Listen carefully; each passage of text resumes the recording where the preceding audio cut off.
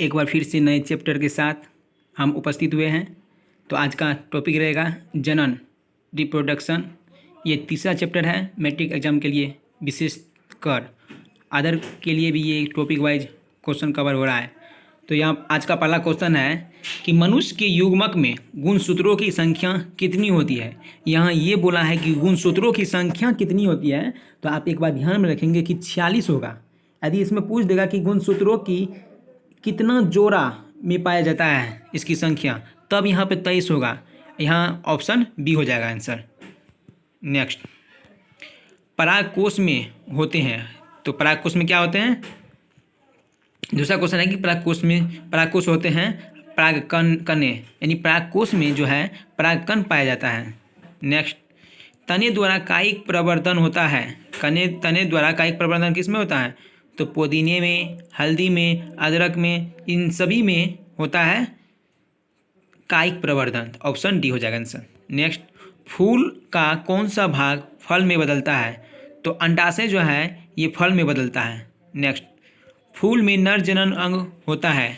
नर जनन अंग किसको बोलते हैं, तो पुंकेसर को नर जनन अंग बोलते हैं। नेक्स्ट,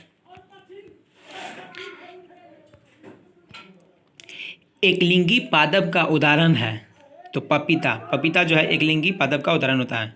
नेक्स्ट, ईस्ट किस वर्ग का एक कोशिकीय जीव है, तो कवक का। ईस्ट जो है ये कवक का एक कोशिकीय जीव है। नेक्स्ट, पुष्प के केंद्र में अवस्थित मादा जननांग कौन सा है, तो स्त्री केसर को मादा जननांग कहते हैं और यहाँ पुंकेसर को नर जनन अंग कहते हैं।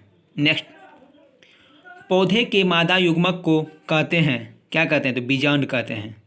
नेक्स्ट, उभयलिंगी जंतु कौन है। उभयलिंगी जंतु जो है हाइड्रा है। और यहाँ से एक क्वेश्चन ये भी याद रखेंगे कि हाइड्रा में जो है रक्त नहीं पाया जाता है, फिर भी यह शोषण करता है। नेक्स्ट, उभयलिंगी जंतु कौन नहीं है। उभयलिंगी जंतु मछली नहीं है। केचुआ, कृमि, हाइड्रा ये सब जो है उभयलिंगी है, लेकिन मछली उभयलिंगी नहीं है। नेक्स्ट, पुष्प के केंद्र में अवस्थित मादा जननांग है।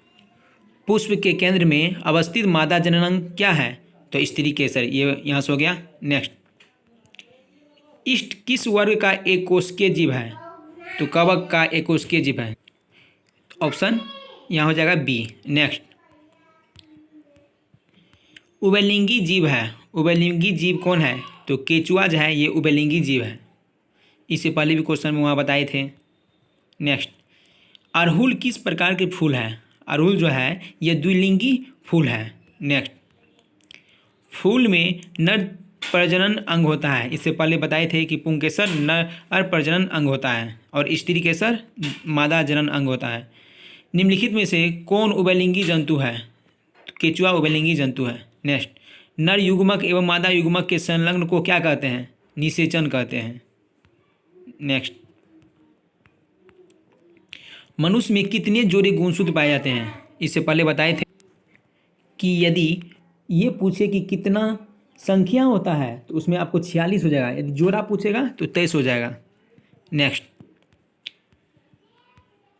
परागकोश में पाया जाता है। परागकोश में क्या पाया जाता है, तो परागकोश में जो है परागकण पाया जाता है। सीधा याद रखिएगा, परागकोश पूछ रहा था, प से पराग, प से परागकण। नेक्स्ट, अंडाणु किसमें निषेचित होता है। अंडाणु जो है ये गर्भाशय में निषेचित होता है। नेक्स्ट, इनमें कौन अलैंगिक जनन की विधि है, तो विखंडन, मुकुलन, द्विखंडन, ये सभी जो है अलैंगिक जनन होता है। नेक्स्ट, एकलिंगी पुष्प का उदाहरण है। एकलिंगी पुष्प का उदाहरण कौन है, तो अड़हुल। सॉरी, ये 23 नंबर का क्वेश्चन यह है कि एकलिंगी पुष्प का उदाहरण है, तो यहाँ हो जाएगा आपको पपीता और तारबूज रहेगा, तो वो एकलिंगी पुष्प का उदाहरण हो जाएगा। यह अड़हुल जो है ये द्विलिंगी पुष्प का उदाहरण है, इसलिए यहाँ आंसर सी दिया हुआ है, ये आंसर गलती है। तो आप यहाँ पे एकलिंगी पुष्प का उदाहरण है पपीता में मारेंगे। नेक्स्ट, मानव मादा के जनन तंत्र का भाग नहीं है, शुक्रवाहिका। ये शुक्रवाहिका जो है ये पुरुष जनन तंत्र का भाग होता है। अंडाशय, गर्भाशय, डिम्बवाहिनी ये मादा जनन का भाग है, इसलिए यहाँ कहा गया है कि कौन सा मादा जनन का भाग नहीं है, तो शुक्रवाहिका हो जाएगा आंसर। नेक्स्ट, फूल का सबसे बाहरी भाग क्या कहलाता है? अंकुरियाँ कहलाती है। नेक्स्ट, शुक्राणु बनता है, नहीं यहाँ पे होगा कि शुक्राणु बनता है। 26 नंबर के क्वेश्चन में होगा कि शुक्राणु बनता है, तो विरिसन में बनता है। नेक्स्ट, हाइड्रा प्रजनन किस विधि के द्वारा होता है? हाइड्रा प्रजनन जो है ये मुकुलन विधि के द्वारा होता है। तो यहाँ से ये भी क्वेश्चन पूछ सकता है कि मुकुलन विधि से किसमें प्रजनन होता है, तो ऑप्शन वहाँ आंसर हो जाएगा हाइड्रा। नेक्स्ट, मुकुलन द्वारा प्रजनन किसमें होता है? ईस्ट में होता है, ईस्ट में मुकुलन द्वारा प्रजनन होता है। नेक्स्ट, अंडाणु निषेचित होती है, अंडाणु कहाँ निषेचित होती है? इससे पर ये फिलोपियन नलिका से होती है, अंडाणु निषेचित होता है फिलोपियन नलिका से। नेक्स्ट, पुष्पी पौधे में लैंगिक जनन किसके द्वारा होता है? तो फूलों द्वारा होता है। यानी पुष्पी पौधा यानी जो फूल का पौधा रहता है उसमें लैंगिक जनन किसके द्वारा होता है? तो फूल के द्वारा होता है। कितना फूल में जो है कीट पक्षी के द्वारा ये जनन होता है। नेक्स्ट, पुष्पी पौधे में लैंगिक जनन होता है फूलों द्वारा, यहाँ फूलों दे दिया, यहाँ फूलों होगा, फूलों द्वारा होता है। नेक्स्ट, निम्न में से कौन मानव में मादा जनन तंत्र का भाग नहीं है? तो शुक्रवाहिका इससे पहले बता दिए थे, रिपीट क्वेश्चन हो गया। और लैंगिक जनन मुकुलन द्वारा होता है ईस्ट में, ईस्ट में जो है और लैंगिक जनन मुकुलन द्वारा होता है। और लैंगिक जनन जो है मुकुलन द्वारा किस में होता है?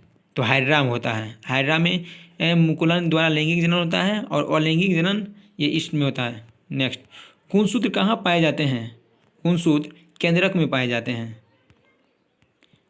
द्विखंडन होता है, द्विखंडन किस में होता है? तो द्विखंडन जो है अमीबा में होता है, यानी अमीबा में द्विखंडन क्रिया होती है। निम्नलिखित में से नर युग्मक कौन है? नर युग्मक कौन है? तो आपको यहाँ हो जाएगा शुक्राणु। इसमें कहा रहा है कि नर युग्मक कौन है? तो नर युग्मक शुक्राणु होता है। नेक्स्ट, और लैंगिक जनन मुकुलन द्वारा होता है, और लैंगिक जनन मुकुलन द्वारा कहाँ होता है? ईस्ट में। तो आज का क्वेश्चन इतना ही, फिर मिलते हैं नेक्स्ट वीडियो में नेक्स्ट चैप्टर के साथ। जय हिंद, जय भारत।